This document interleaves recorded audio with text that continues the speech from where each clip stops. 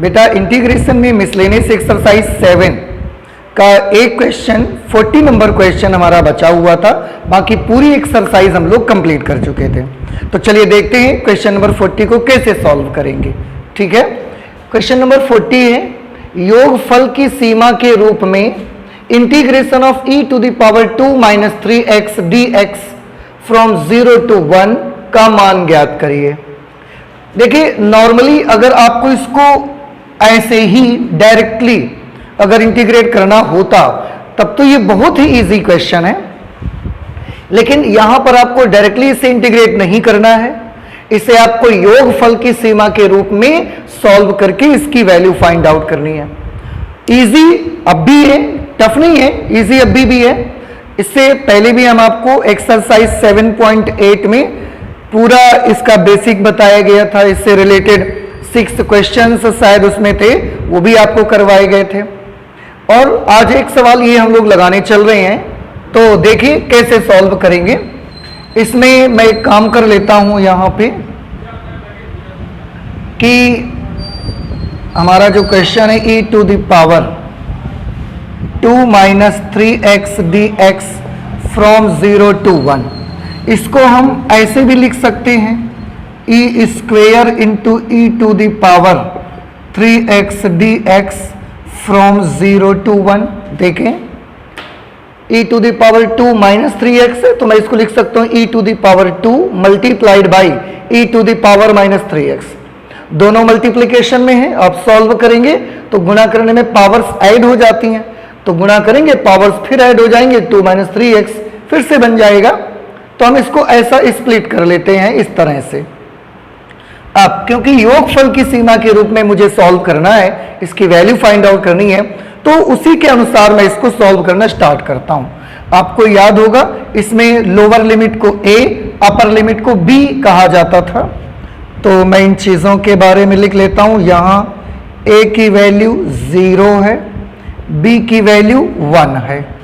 इसके बाद मुझे यहां पर h निकालना रहता था, आप याद करिए h is equal to b minus a upon n, implies that h is equal to b minus a upon n।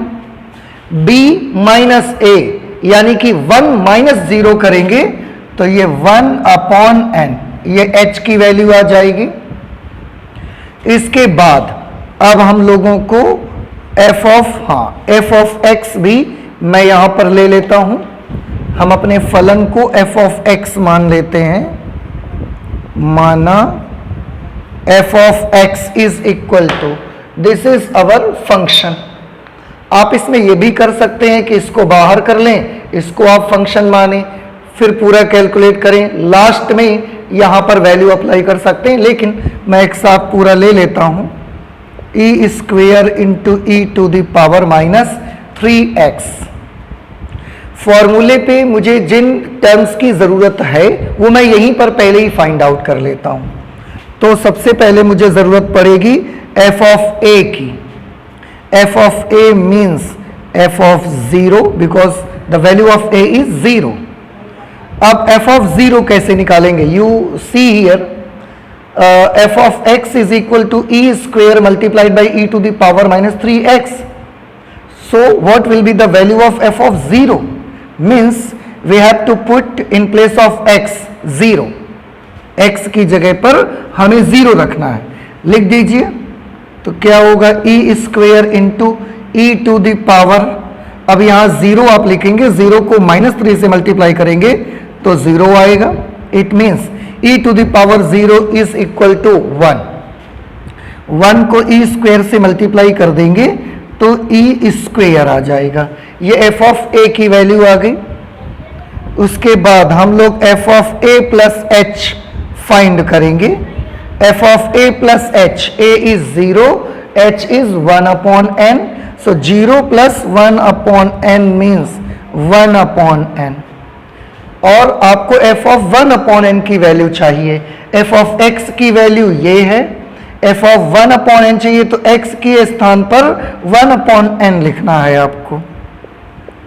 E square into e to the power x की जगह 1/n लिखेंगे ना, 1/n को -3 से मल्टीप्लाई करेंगे, -3/n हो जाएगा। इसके बाद हम लोग कैलकुलेट करेंगे f of a plus 2h। a is 0, 2h, h is 1/n, then 2h is 2/n, 2/n। अब f ऑफ 2/n की वैल्यू, f ऑफ x की वैल्यू ये है, तो f ऑफ 2/n की वैल्यू कैसे निकाली जाए, x की जगह पर 2/n लिख दें, a स्क्वायर लिखा रहेगा multiplied by e to the power, जब आप 2/n लिखेंगे 2 को -3 से मल्टीप्लाई कराएंगे -6/n। इसी तरह से हम a प्लस 3h भी कैलकुलेट कर लेते हैं। a is 0, h is 1/n, then f of 3/n। f of x के वैल्यू में x की जगह पर 3/n लिखने से आपको इसकी वैल्यू मिल जाएगी, तो ये मिलेगी e square into e to the power -9/n।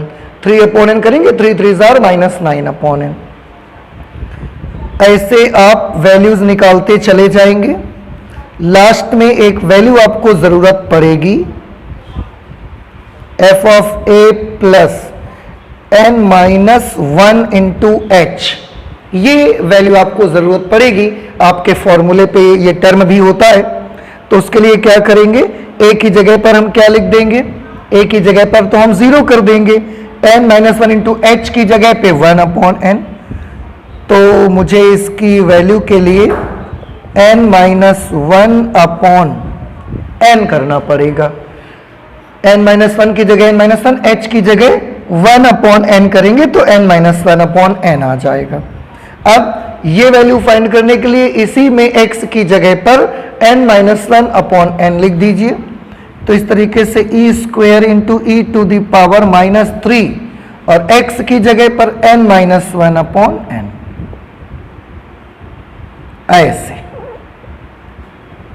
ये हमने सारी वैल्यूज निकाल ली हैं।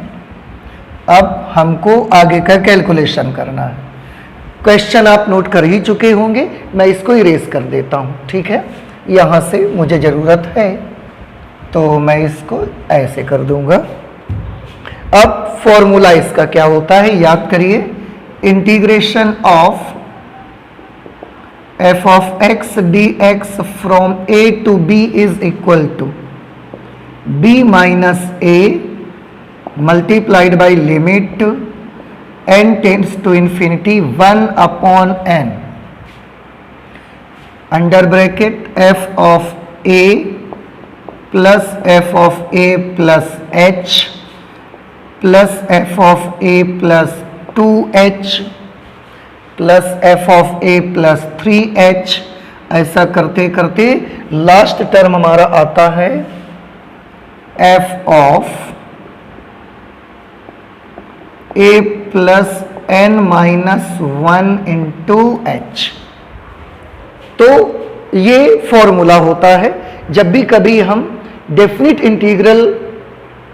इंटीग्रेशन करना होता है या किसी फंक्शन का हमें डेफिनिट इंटीग्रल पता लगाना होता है, तो उस समय योगफल की सीमा के रूप में जब करना होता है तो ये फॉर्मूला हम यूज करते हैं, where a is the lower limit of the function, b upper limit, n जो आप देख रहे हैं जब मैंने इंट्रोडक्शन बताया था तो a से b तक का जितना भी एरिया था उसको हमने n इक्वल पार्ट्स में डिवाइड किया था।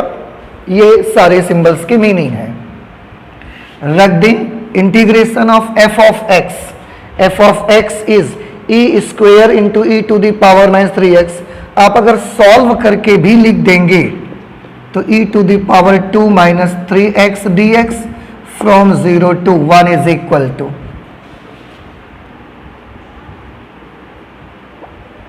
b माइनस a करेंगे 1 माइनस 0 करेंगे 1 ही हो जाएगा, कोई फर्क ही नहीं पड़ेगा उससे। Limit n tends to infinity 1/n bracket के अंदर। एक चीज मैं और आपको बता दूं, इसमें यहां से यहां तक टोटल n टर्म्स होते हैं, ये जब हमने एक्सरसाइज पढ़ी उस समय भी ये बात की थी कि पूरे ब्रैकेट के अंदर पदों की कुल संख्या जो होती है वो n होती है।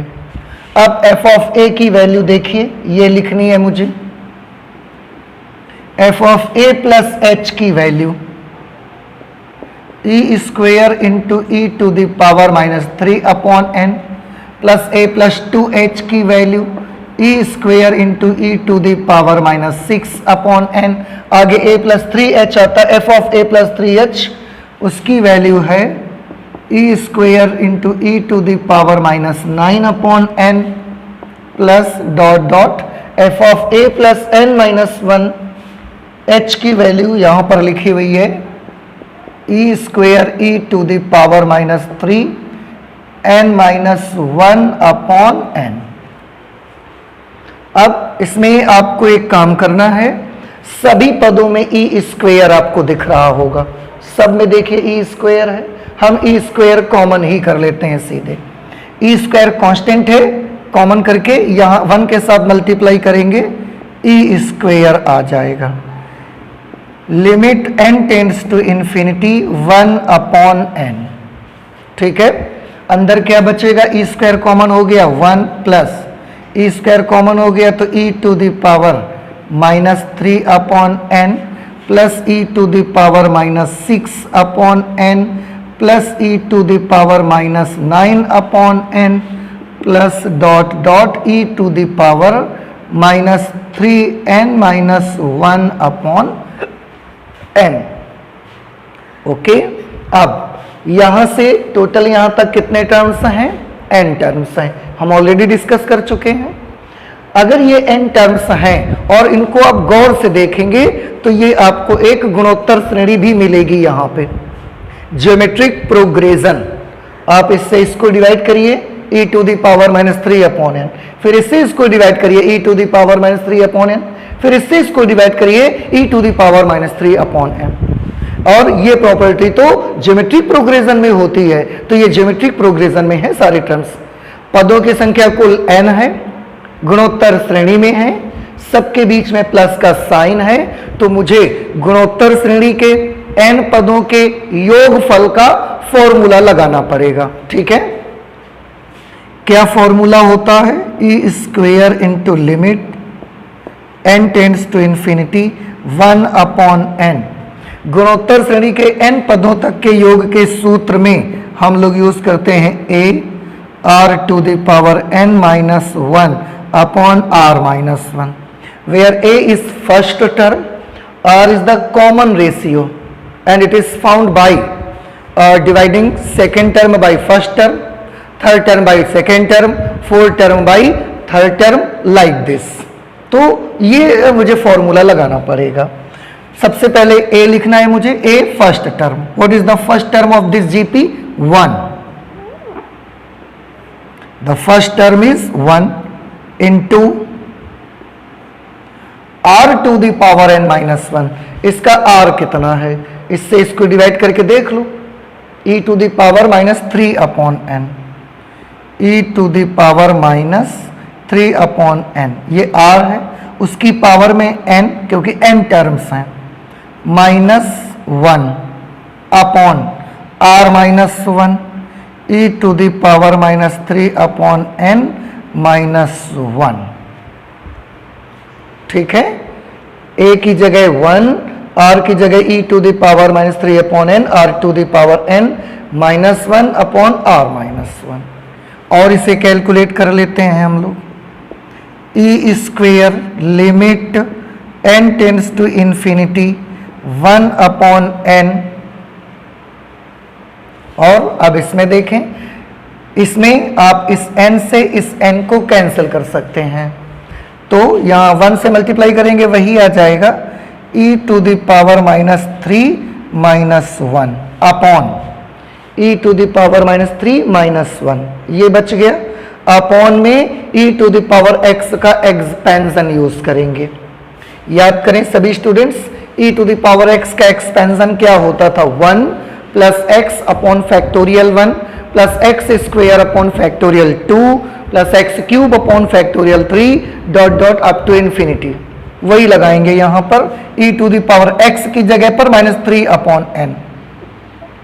तो चलिए सॉल्व कर लेते हैं, अप्लाई कर देते हैं। सबसे पहले 1 प्लस x की जगह पे e to the power -3/n plus x square upon factorial 2, x की जगह पर -3/n है ना, तो -3/n square upon factorial 2 plus x cube upon factorial 3 -3/n cube upon factorial 3 dot dot up to infinity.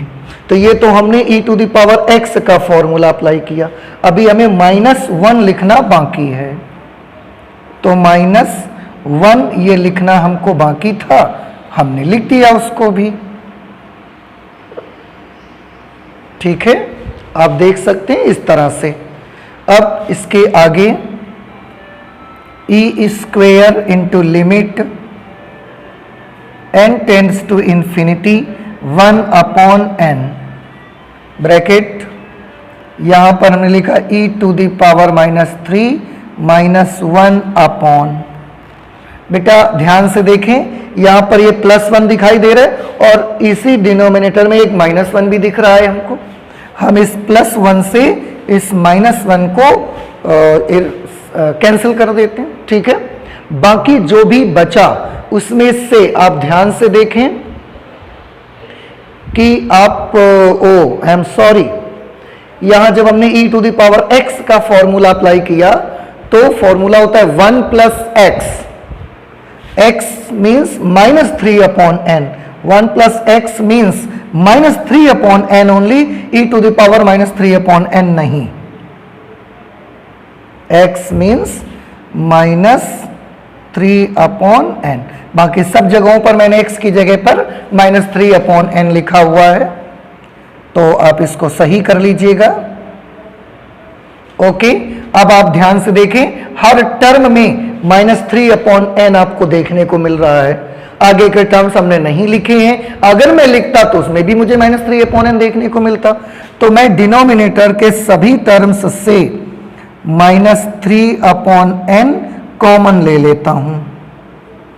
जब कॉमन ले लेंगे तो अंदर क्या बचेगा, अंदर बचेगा -3/n कॉमन हो गया, यहां 1 बचा, प्लस यहां से भी -3/n चला गया, तो यहां बचा -3/n अपॉन फैक्टोरियल 2, प्लस इससे भी -3/n चला गया, तो -3/n whole square upon factorial 3 dot dot up to infinity. कहने का मतलब यूं, केवल ये एक टर्म ऐसा होगा जहां 1 है, बाकी हर टर्म में आपको n मिलेगा ही मिलेगा अपॉन में। अब इसके बाद क्या करना है, इसके बाद ध्यान से देखें, ये आपने -3/n कॉमन लिया था, तो ये नंबर पलट करके n ऊपर आ जाएगा, देख रहे हैं ना, तो ये क्या बन जाएगा n/-3, फिर वो n से n कैंसिल हो जाएगा। मैं यहीं पर कैंसिल कर देता हूं इसको। ठीक, तो क्या बचेगा -3/, में तो -1/3। मैं अब इस फॉर्मूले को साफ कर देता हूं, यहां पर मैं कैलकुलेट कर दे रहा हूं, इज इक्वल टू, ध्यान से देखना, -1/3 और बच गया अभी, और ये e स्क्वायर था ही, तो -1/3 e स्क्वायर। बाकी सब जगह लिमिट अप्लाई कर दें। आपको याद होगा जैसे ही ये वाला n कैंसिल हुआ, हम सब जगह लिमिट अप्लाई कर देंगे। लिमिट अप्लाई करेंगे तो जहां जहां भी n है वहां वहां आप इन्फिनिटी लिखेंगे। चलिए, e स्क्वायर लिख दिया मैंने वहां पे, इसका जो -1/3 आया उसको भी हमने लिख दिया है, -1/3 भी लिख दिया, e स्क्वायर भी लिख दिया। अब जब लिमिट अप्लाई करेंगे तो ये नहीं लिखेंगे, अप्लाई करेंगे न्यूमरेटर में, तो e टू द पावर -3 -1 यही बना रहेगा, e to the power -3 -1 upon में 1 प्लस, आप n की जगह इन्फिनिटी लिखेंगे, फिर इन्फिनिटी से -3 को डिवाइड करेंगे 0, 0 अपॉन फैक्टोरियल 2 विल बिकम 0। तो इस तरीके से आप जितने भी आगे के टर्म्स देखेंगे दैट ऑल विल बी 0, वो सब 0 हो जाएंगे आपके। अब अपॉन में 1 बचा केवल, -1/3 ई स्क्वेयर। अब 1 से इसको डिवाइड करेंगे तो e टू द पावर -3 -1। पहले माइनस को आप इसमें मल्टीप्लाई करवा दो तो ये 1/3 ई स्क्वेयर। माइनस का अगर मल्टीप्लाई करवाओगे तो निशान बदल जाएंगे, 1 प्लस का हो जाएगा, ये माइनस हो जाएगा, तो 1 minus e to the power -3। देखें ध्यान से, माइनस से केवल हमने मल्टीप्लाई करवाया तो ये +1 हो गया, ये minus e to the power -3। अब ई स्क्वायर को भी करवा दीजिए आप मल्टीप्लाई। ई स्क्वायर को 1 से करवाएंगे तो e square minus e square को इससे करेंगे तो e square into e to the power -3। इस तरह से वैल्यू आ गई 1/3 under bracket e square minus e square into e to the power -3। दोनों की पावर्स ऐड हो जाएंगी और ई टू द पावर -1 बच जाएगा ये।